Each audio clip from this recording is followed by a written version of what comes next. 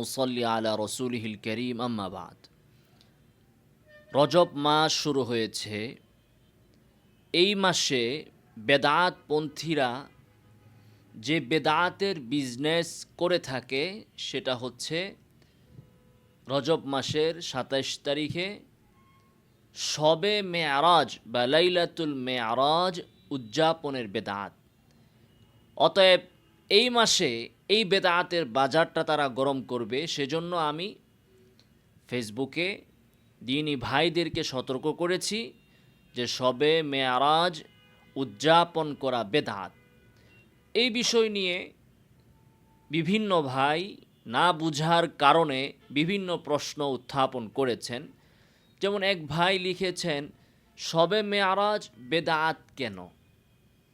নাউজুবিল্লাহি মিন যালিক। আপনাকে কে বলেছে শবে মেয়ারাজ বেদাত? শবে মেয়ারাজ বেদাত এটা তো আমরা বলি না। শবে মেয়ারাজ উদযাপন করা বেদাত। শবে মেয়ারাজ সব অর্থ হচ্ছে রাত্র। মেয়ারাজ তো রাসূল সাল্লাল্লাহু আলাইহি ওয়াসাল্লামের ঊর্ধ্বগমন। তো রাসূল সাল্লাল্লাহু আলাইহি ওয়াসাল্লামের ঊর্ধ্বগমনের রাত্র, এটা বেদাত হবে কেন? বেদাত তো মানে হচ্ছে নতুন আবিষ্কার। তো আপনি কি কিয়ামতের আগ পর্যন্ত সারা পৃথিবীর মানুষ মিলেও আরেকটি লাইলাতুল মেয়ারাজ বা শবে মেয়ারাজ আবিষ্কার করতে পারবে? এটা তো সম্ভবই না। বেদাত হবে কিভাবে? বেদাত তো হচ্ছে নতুন কিছু আবিষ্কার করা। আপনি তো শবে মেয়ারাজ আবিষ্কারই করতে পারবেন না। মেয়ারাজের রজনী আপনি তো নতুন একটা সৃষ্টি করতে পারবেন না। তাহলে এটা বেদাত হওয়ার প্রশ্ন না। প্রশ্ন হচ্ছে এই রজনীকে উদযাপন করা। অর্থাৎ রাসূল সাল্লাল্লাহু আলাইহি ওয়াসাল্লামের মেয়ারাজের আমলকে কেন্দ্র করে কোনো ইবাদত বন্দিগি করা, এটা হচ্ছে বিদআত। এটা বেদাত কেন? কারণ এটার কোনো ভিত্তি, কোনো দলিল শরীয়তে নাই, সেজন্য এটা বিদআত। আমরা কমেন্ট থেকে আরও কিছু প্রশ্ন পড়তেছি। এক ভাই বলেছেন, ওনার নাম হচ্ছে মোহাম্মদ আক্কাস আলী মাজহারি। তিনি বলেছেন, শবে মেয়ারাজ মানতে তথা বিশ্বাস তথা উদযাপন নফল ইবাদত দিয়ে করতে কষ্ট হয় কাফেরদের। উনি বলতেছে শবে মেয়ারাজ বিশ্বাস করতে এবং কোনো ইবাদত দিয়ে, নফল ইবাদত দিয়ে উদযাপন করতে কষ্ট হয় কাফেরদের। ওনার প্রথম কথা ঠিক আছে, শবে মেয়ারাজ বিশ্বাস করতে কাফেরদের কষ্ট হয়, সেজন্য কাফেররা সেটা উদযাপন করে না। কিন্তু দ্বিতীয় কথাটা ঠিক নয় যে নফল ইবাদত দিয়ে সেটা উদযাপন করতে কাফেরদের কষ্ট হয়। মুমিনদের কষ্ট অসুবিধা হয় না।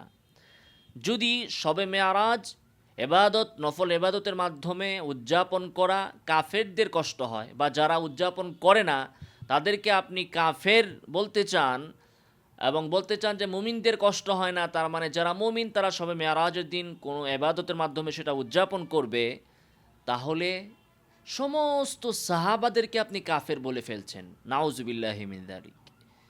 সমস্ত তাবিঈদেরকে আপনি কাফের বানিয়ে ফেলেছেন। শুধু তাই নয়, 1450 বছর পর্যন্ত সকল মুসলিমদেরকে আপনারা কাফির বানিয়ে ফেলেছেন। কারণ কোনো একজন সাহাবী, কোনো একজন তাবিঈ এবং রাসূল সাল্লাল্লাহু আলাইহি ওয়াসাল্লাম তার জীবদ্দশাতে কোনো দিন মেয়ারাজকে কেন্দ্র করে ওই রাত্রে কোনো নফল ইবাদত বা কোনো অনুষ্ঠান বা কোনো আয়োজন করেন নাই। তখন আপনি যদি বলেন যে এটা কাফেরদের জন্য কষ্ট উদযাপন করা, মুমিনদের জন্য উদযাপন কষ্ট হয় না, তাহলে সমস্ত সাহাবায়ে কেরাম কাফের এবং শুধু আপনারা একাই মুমিন।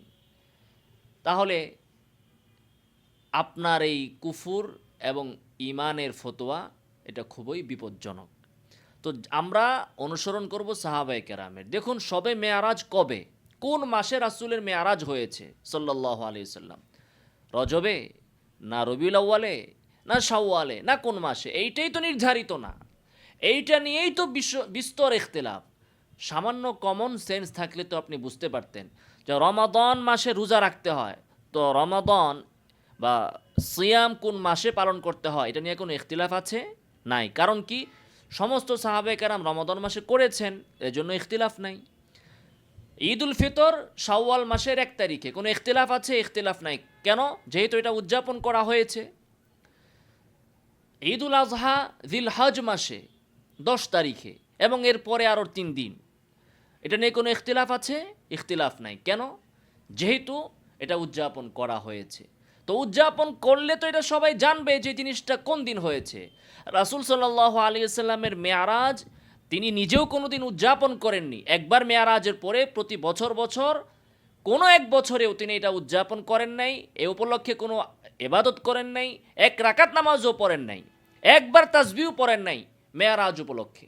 কোনো সাহাবী করেন নাই। করেন না বিধায়, করেন নাই বিধায় ইখতিলাফ দেখা দিয়েছে যে মেয়ারাজ কবে হয়েছিল। কেউ বলেছেন রবিউল আউয়ালে, এটাকে অনেকে প্রাধান্য দিয়েছেন। কেউ রজবের কথাও বলেছেন, কেউ অন্য মাসের কথাও বলেছেন।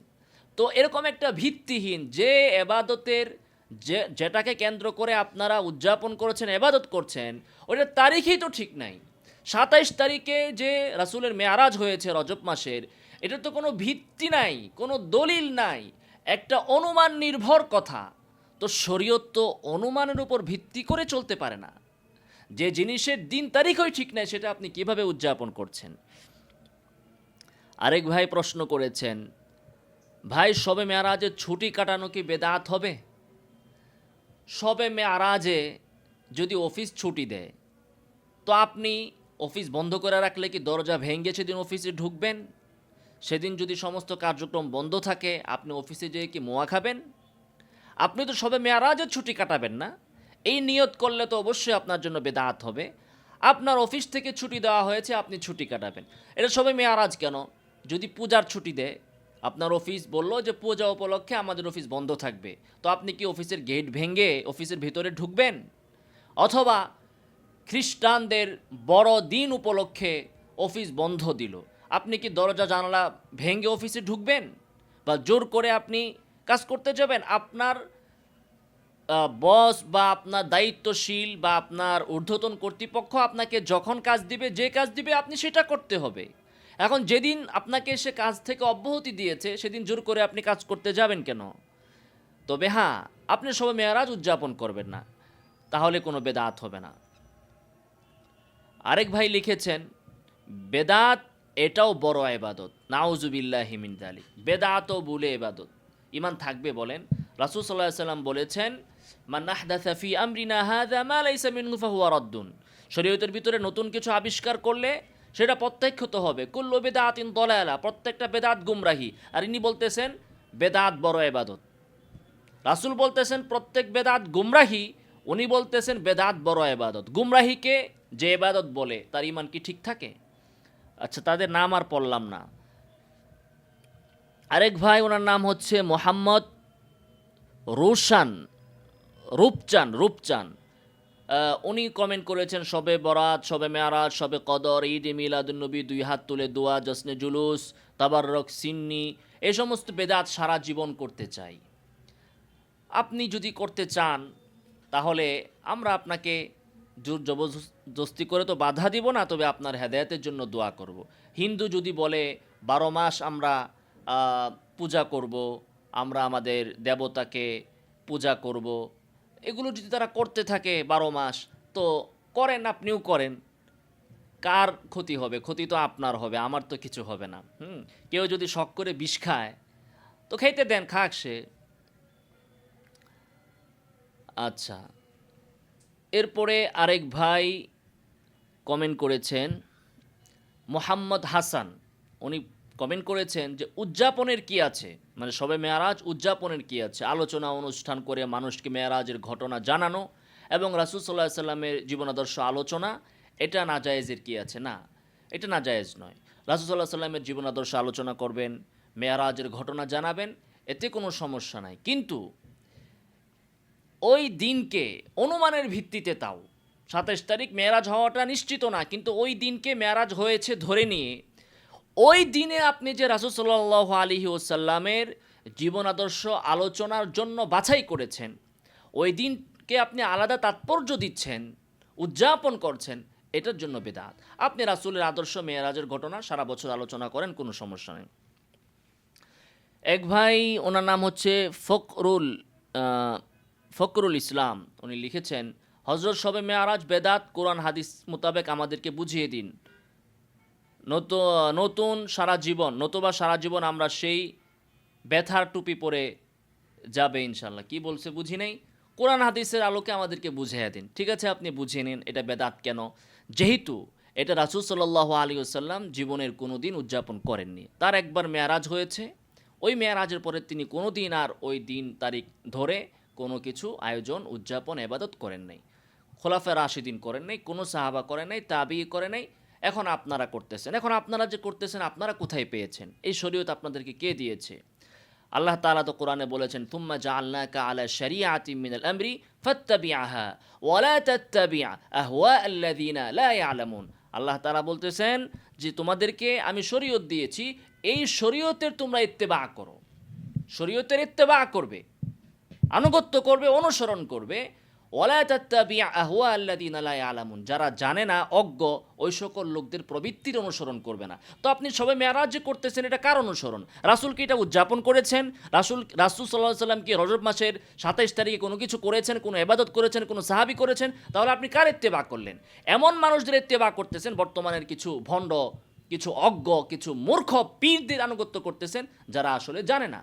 তাদের আনুগত্য করে আপনি সবে মেরাজ অনুসরণ করতেছেন। আল্লাহ তাআলা কোরআনের অন্য আয়াতে বলেছেন, আমলাহুম শুরাকা শারাউ লাহুম মিনাদ দীনি মা লাম ইয়াযাম বিহিল্লাহ, যে এদেরকে আরও শরীক আছে কিনা আল্লাহর মতো, যারা এদেরকে শরীয়ত আবিষ্কার করে দেয়। তাহলে আপনার এই সবে মেরাজের শরীয়ত কে আবিষ্কার করে দিল? এটা তো নবী করেন নাই, রাসূল করেন নাই, এটা তো সাহাবায়ে কেরাম করেন না, তাহলে কে আবিষ্কার করে দিল? এই জন্য তো রাসূল সাল্লাল্লাহু আলাইহি সাল্লাম বলেছেন, কুল্লু বিদআতিন দালালা, প্রত্যেকটা বেদাত গুমরাহি, মান আহদাথা ফি আমরিনা হাযা মা লাইসা মিনহু ফাহুয়া রাদ্দুন, শরীয়তের ভিতরে ইবাদত হিসাবে যা কিছু আবিষ্কার করা হবে সব কিছু প্রত্যাখ্যাত হবে। এরপরে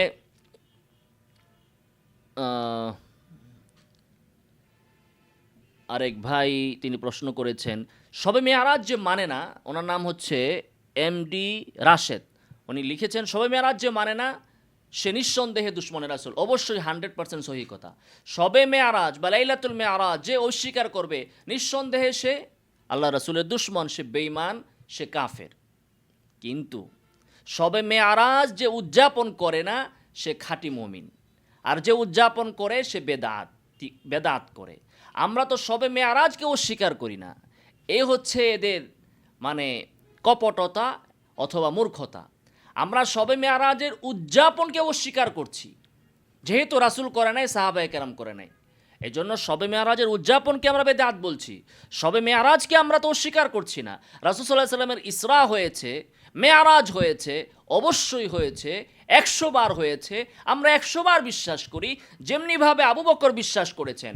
কিন্তু আমরা এক মুহূর্তের জন্য এটাকে উদযাপন করি না, যেমনিভাবে আবু বকর রাদিয়াল্লাহু তাআলা আনহু এবং অন্যান্য সাহাবায়ে কেরাম উদযাপন করেন নাই। যেমন এরা আমাদেরকে বলে যে এরা নবীর মিলাদ মানে না। আরে নবীর মিলাদ মানি না মানে নবীর জন্ম আমরা মানি না? তো জন্ম না হইলে নবী সাল্লাল্লাহু আলাইহি সাল্লাম পৃথিবীতে আসলেন কিভাবে? অবশ্যই তার জন্ম হয়েছে, বরং আমরা তো বলি নবী আমাদের মতোই মানুষ, এজন্যই তার জন্মের দরকার আছে। তোমরা বলো নবী নূরের তৈরি, তোমরা না, নবী নূরের তৈরি হলে নূরের তৈরি মানুষ, নূরের তৈরির জন্ম কি মানুষের গর্ভে হয়, মানুষের পেটে হয়? তো নবীকে তো আমরা তার জন্ম মানি, তার জন্ম উদযাপন মানি না। আমরা শবে মেয়ারাজ মানি, কিন্তু শবে মেয়ারাজের উদযাপন আমরা মানি না, যেহেতু নবী মানতেন না, সাহাবায়ে কেরাম মানতেন না। আচ্ছা,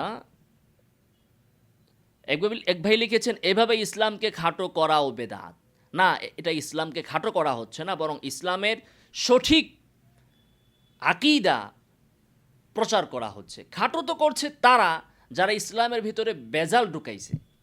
এখন একটা স্বর্ণ, মনে করেন স্বর্ণের একটা অলংকার, সেখানে আপনি খাদ ঢুকিয়েছেন, বেজাল ঢুকিয়েছেন। এখন কেউ সেই বেজালকে মুক্ত করলো, তার মানে কি সে স্বর্ণকে খাটো করলো, নাকি স্বর্ণকে সে খালিস করলো? তো আমরা তো ইসলামকে খালিস করতে চাচ্ছি, বেজাল তো লাগিয়েছেন আপনারা।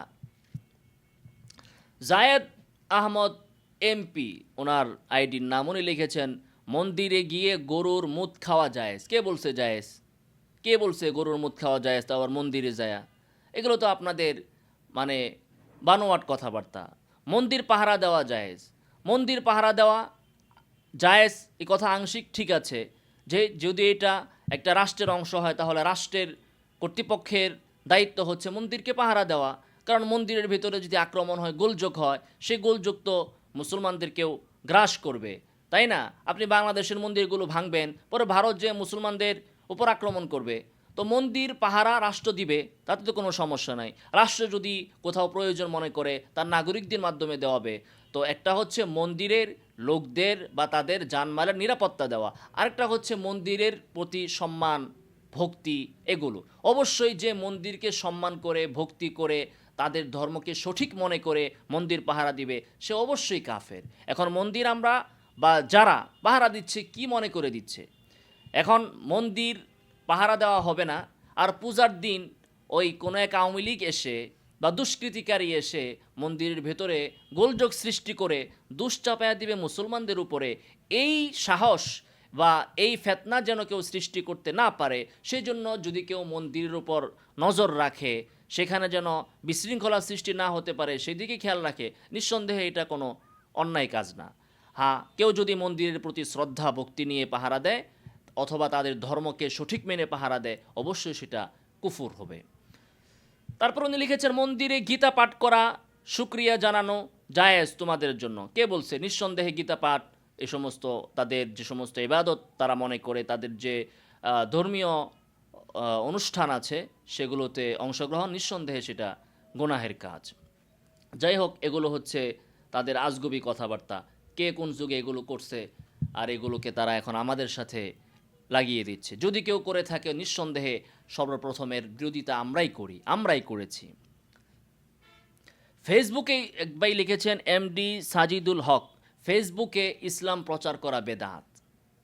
কেন? ফেসবুকে ইসলাম প্রচার করা বেদাত নয়। বাল্লিগু আন্নি ওয়ালাউ আয়া, আল্লাহ রাসূল বলেছেন, আমার পক্ষ থেকে একটা আয়াত হলেও পৌঁছে দেও। তো আমরা, বেদাত হয় ইবাদতের ভেতরে কোনো কিছু সৃষ্টি করা, নতুন কিছু সৃষ্টি করলে, কিন্তু উপায় উপকরণ কখনো বেদাত হয় না। হজে আগে মানুষ গিয়েছে উটের পিঠে চড়ে, ঘোড়ায় চড়ে, এখন মানুষ যায় বিমানে করে। তো প্রত্যেক যুগে ইসলাম প্রচারের জন্য বা ইবাদত বন্দিগি করার জন্য সেই যুগের সর্বোচ্চ পন্থা, সেই যুগের সর্বোচ্চ সরঞ্জাম ব্যবহার করাই তো হচ্ছে ইমানের দাবি। আপনি ফেসবুকে ইসলাম প্রচার করবে না, তো ফেসবুকে কি অশ্লীলতা প্রচার করবে? ফেসবুক যখন আছে তখন এখানে আমরা কি প্রচার করব? আপনারা বেদাত প্রচার করবেন আর আমরা বসে বসে আঙ্গুল চুষব। ইয়াহুদি নাসারারা তাদের ধর্ম প্রচার করবে, তাদের অশ্লীলতা প্রচার করবে, আর মুসলমানরা তাদের ধর্ম প্রচার করবে না। তো ইমানের তাকাজা হচ্ছে প্রত্যেক যুগে সর্বোচ্চ যে সরঞ্জাম আছে, সর্বোচ্চ যে পথ পন্থা আছে, পদ্ধতি আছে, সেটাকেই ব্যবহার করতে হবে ইসলামের স্বার্থে। এটাই তো ইসলামের কথা। নবীর যুগে যা ছিল নবী সর্বোচ্চ ব্যবহার করেছেন, আমরাও এর সর্বোচ্চ ব্যবহার করব। তো আপনি বলতে চান যে বর্তমানে যুদ্ধ করতে হলে তরবারি দিয়েই করতে হবে? এগুলো হচ্ছে ওয়াসাইল। আপনারা উপকরণ আর মূল ইবাদতকে এক করে ফেলেন। ইসলাম প্রচার, এটা হচ্ছে ইবাদত। কি দিয়ে প্রচার করলাম এটা ইবাদত নয় সরাসরিভাবে। আমি ফেসবুকে করলাম, নাকি আমি মাহফিলে করলাম, নাকি আমি লিখনির মাধ্যমে করলাম, এটা সরাসরি ইবাদত নয়। মূল হচ্ছে ইসলাম প্রচার। এখন আমি যদি ইসলামের ভেতরে নতুন কিছু ঢুকায়া প্রচার করি তাহলে সেটা বেদাত হবে। কিন্তু আমার ইসলাম যদি ঠিক থাকে, তো সঠিক কথা আমি ফেসবুকেও বলবো, ফেসবুকের বাহিরেও বলবো। ফেসবুকে আপনি এরকম পোস্ট দেন, তাও বেদাত। এই বেচারা জানে না বেদাত কাকে বলে। বেদাত হচ্ছে ইবাদতের ভেতরে নতুন কিছুর আবিষ্কার করা, এটা হচ্ছে বেদাত। এই হচ্ছে এদের মূর্খতার কোনো লেভেল নাই। এক ভাই লিখেছেন, বেদাত অর্থ কি? বেদাতের অর্থ রাসূলুল্লাহ সাল্লাল্লাহু আলাইহি ওয়াসাল্লাম স্পষ্ট ভাষায় বলে দিয়েছেন, মান আহদাসা ফি আমরিনা হাদা, যে আমাদের এই দ্বীনের ভিতরে কিছু নতুন আবিষ্কার করবে, মা লাইসা মিনহু, যেটা দ্বীনের ভিতরে নাই, ফাহুয়া রাদ্দুন, সেটা প্রত্যাখ্যাত হবে। তো নতুন কিছু যদি ইবাদতের ভিতরে আবিষ্কার হয় সেটা বেদাত হবে। আপনি লাইট চালাচ্ছেন, মোবাইল চালাচ্ছেন, ফেসবুক চালাচ্ছেন, এগুলো বেদাতের ভিতরে পড়বে না। দুনিয়াবি উপকরণ বেদাতের অন্তর্ভুক্ত নয়। বেদাত হচ্ছে ইবাদতের ভেতরে কোনো কিছুর আবিষ্কার, এবং ইবাদত করতে যেয়ে আপনি দুনিয়াবি কোনো উপকরণের আশ্রয় নিলেন, সেটাও বেদাত নয়। আপনি মসজিদ বানাচ্ছেন, মসজিদে এসি লাগাচ্ছেন, এগুলো কোনোটাই বেদাত নয়। এগুলো মূলত হচ্ছে যারা বেদাতের সংজ্ঞাকে বেদাতের সংজ্ঞাকে ভুলভাবে উপস্থাপন করে জনগণকে বিভ্রান্ত করতে চায়, একটা ধূম্রজাল সৃষ্টি করতে চায়। এরা এই ধরনের কথা বলে যে হ্যাঁ এটা বেদাত হলে তাহলে মাইক বেদাত, তাহলে রাস্তাঘাট বেদাত, তাহলে এই যে ফ্লাইওভার বেদাত, পদ্মা সেতু বেদাত, ইত্যাদি ইত্যাদি। আচ্ছা, এ হচ্ছে তাদের কিছু কমেন্ট। আরও কমেন্ট দেখি আমরা। নবীজির কোনো কাজকে বেদাত বলা, এটা করেছেন হচ্ছে এমডি সজীব তালুকদার, আমতলি। নবীজির কোনো কাজকে বেদাত বলা যাবে না, আমাদেরকে তার প্রতিটি কাজের সম্মান দিতে হবে। অবশ্যই নবী সাল্লাহ সাল্লামের কাজকে কে বেদাত বলেছে? রাসূল সাল্লাহ সাল্লাম মেরাজে গিয়েছেন, সেটাকে কি কেউ বেদাত বলেছে? বুঝেন না কেন? এবং সেটাকে কি অসম্মান করেছে? অবশ্যই না। সেটাকে সম্মান অবশ্যই করতে হবে। কিভাবে? সাহাবায়ে কেরামের তরিকায়। সেটাকে উদযাপন করা যাবে না, যেহেতু সাহাবায়ে কেরাম করে নাই, নবী করে নাই। কথা তো ফাইনাল।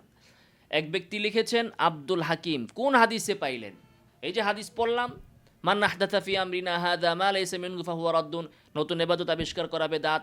আল্লাহ কোরআনে বলেছেন আম লাহুম শুরাকা শারাউ লাহুম মিনাদ দীনি মা লাম ইয়াযাম বিহিল্লাহ। তারপরে সুম্মা জাআলনাকা আলা শারিআতিন মিনাল আমরি ফাত্তাবি'হা ওয়া লা তাত্তাবি'হু আল্লাযীনা লা ইয়ালামুন। এগুলো আমি আগে অনুবাদ করেছি। এরপর আল্লাহ তাআলা বলেছেন আল-ইয়াওমা আকমালতু লাকুম দীনাকুম, আমি তোমাদের জন্য দিনকে কমপ্লিট করে দিয়েছি। তো দিন কমপ্লিট হয়ে গেছে, ওই কমপ্লিট দিনের ভিতরে শবে মেরাজের উদযাপন নাই। আল্লাহ রাসূল সারা জীবনে একবারও করেন নাই উদযাপন। একবার গিয়েছেন কিন্তু বাৎসরিক উদযাপন একবারও করেন নাই, এবং রাসূলুল্লাহ সাল্লামের সাহাবারা করেন নাই। তো দিন তো কমপ্লিট মেরাজ ছাড়া, মেরাজের উদযাপন ছাড়া। দিন কমপ্লিট হয়েছে রাসূলের মেরাজ উদযাপন ছাড়া, তো আপনি উদযাপন আনলেন কেন? তো এগুলোই তো দলিল মেরাজ, শবে মেরাজ উদযাপন বেদাত হওয়ার। হ্যাঁ, আপনি যদি বলেন এটা শরীয়তে আছে, তো আপনি না দলিল দিবেন। কোথায় পাইছেন আপনি? কোন হাদিসে পাইছেন? কোন সাহাবী শবে মেরাজ উদযাপন করেছেন? একটা সাহাবী দেখান যে শবে মেরাজে বা মেরাজের রজনী উপলক্ষে তারা কোনো একটা টাকা দান করেছেন, একবার জিকির করেছেন, এক আয়াত কোরআন তেলাওয়াত করেছেন, একবার দুরূদ শরীফ পড়েছেন, 2 রাকাত নামাজ পড়েছেন। দেখান একজন সাহাবী যে মেরাজের রজনীতে সেই উপলক্ষে তারা কোনো কিছু উদযাপন করেছেন বাৎসরিকভাবে। দেখাতে পারবেন না। শবে মেরাজ পালন করা বেদাত, এ কথাটা কোন হাদিসে রয়েছে? হাদিসের সনদ সহ বললেন। এটার উত্তর তো ইতিমধ্যেই দিয়েছি। এক ভাই বলছেন তোর জন্য বেদাত, আমার জন্য ইবাদত। ফেক আইডি থেকে উনি লিখেছেন। হ্যাঁ, আপনার জন্য ইবাদত হতে পারে, কারণ আল্লাহ তাআলা কোরআনে বলেছেন আম লাহুম শুরাকা শারাউ লাহুম মিনাদ দীন। এদের কি আল্লাহর মতো আরও কোনো শরিক এদের আছে কিনা, যারা এদের জন্য নতুন নতুন দিন আবিষ্কার করে? তো আপনার যদি এমন কোনো পীর থাকে যারা আপনার জন্য শরীয়ত বানায়, তারা আপনার জন্য বানায়া দিলে আপনার জন্য ইবাদত হতে পারে। কিন্তু আমরা তো ইত্তেবা করি মুহাম্মদ রাসূলুল্লাহ সাল্লাল্লাহু আলাইহি সাল্লামের শরীয়তের। ওই শরীয়তের ভিতরে তো ভাই এটা নাই। অতএব এটা আমাদের জন্য নিঃসন্দেহে অবশ্যই অবশ্যই বেদাত, এতে কোনো সন্দেহ নাই।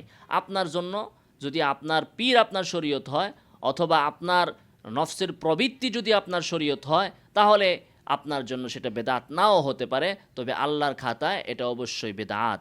আল্লাহ তাআলা আমাদেরকে সহি বুঝ দান করুন, আমিন। এমডি দিদারুল ইসলাম নামে এক ভাই কমেন্ট করেছেন, তুমি কি আলেম নাকি মূর্খ জাহেলে মোরাক্কাব? দেখেন, তুমি কি আলেম নাকি মূর্খ জাহেলে মোরাক্কাব? অনেক আলেম ওলামা কোরআন হাদিস নিয়ে বসে সমাধান করে দিছে শবে বরাত কোরআন হাদিস সম্মত, আর তুমি আসো আবার বেদাত বলতে। তুমি কি আব্দুল ওয়াহাব নজদির উম্মত নাকি আল্লাহর নবী সাল্লাল্লাহু আলাইহি ওয়াসাল্লামের উম্মত? প্রকাশ করো। ভাই, আমি বলেছি শবে মেয়ারাজ বেদাত, আর এই বেচারা আমাকে বলতেছে তুমি কি জাহেল নাকি? সমস্ত আলেমরা মিলা শবে বরাত প্রমাণ করে দিয়েছে। মানে এই বেচারা জানেও না শবে বরাত কোনটা আর শবে মেয়ারাজ কোনটা, এটাও সে জানে না। মানে শবে বরাত মানে তো হচ্ছে লাইলাতুন নিসফি মিন শাবান, যেটা শাবান মাসের 15 তারিখে হয়। আর শবে মেয়ারাজ, এটার তারিখ জানা যায় না, এটার নির্ধারিত কোনো তারিখ নাই। তবে অনেকেই বাংলাদেশের বা প্রচলিত বর্তমান বিশ্বের অনেকেই মনে করে যে এটা রজব মাসের 27 তারিখ, অথচ এখানে আরও শক্তিশালী ভিন্ন ভিন্ন মত আছে। তো নির্ধারিতই নাই শবে মেয়ারাজ। আর লাইলাতুন নিসফি মিন শাবান, এটার তারিখ নির্ধারিত আছে। তো এই বেচারা জানেও না শবে বরাত কি, শবে মেয়ারাজ কি। না যাই না সে আমাকে বলে দিল তুমি কি আলেম নাকি মূর্খ জাহেলে মোরাক্কাব। এ কত বড় আলেম, শবে বরাত আর শবে মেয়ারাজকে গুলিয়ে ফেলছে। আচ্ছা, আরেক ভাই এমডি কাউসার তিনি লিখেছেন, শবে মেয়ারাজ বিশ্বাস করতে হবে, এটা ইমানের অংশ, কিন্তু শবে মেয়ারাজকে কেন্দ্র করে দিন নির্ধারণ করে কোনো কিছু পালন করাই হলো বেদাত। একেবারে সহি কথা তিনি বলেছেন যে শবে মেয়ারাজ বিশ্বাস করতে হবে অবশ্যই। হাদিসে যা আছে আমরা সেটা অবশ্যই বিশ্বাস করব। তবে এ উপলক্ষে আমাদের কোনো কিছু করণীয় নাই। কেউ যদি শবে মেয়ারাজ উপলক্ষে একটা টাকাও দান করে সেটাও বেদাত। কেউ যদি এক রাকাত নামাজ পড়ে সেটাও বেদাত হবে। কেউ যদি কোরআনের এক আয়াত তেলাওয়াত করে সেটাও বেদাত হবে। আল্লাহ রাসূলের মেয়ারাজ উপলক্ষে আমাদের করণীয় কিছু নাই। মেয়ারাজ থেকে তিনি আমাদের জন্য যে আমল নিয়ে এসেছেন, সালাত নিয়ে এসেছেন, সেটা আমরা প্রতিদিন ৫ বার করে পড়তেছি, ৫ ওয়াক্ত পড়তে হবে। আল্লাহ তাআলা আমাদেরকে সঠিক বুঝদান করুন। আমিন ওয়া আখিরু দাওয়ানা আলহামদুলিল্লাহি রাব্বিল আলামিন।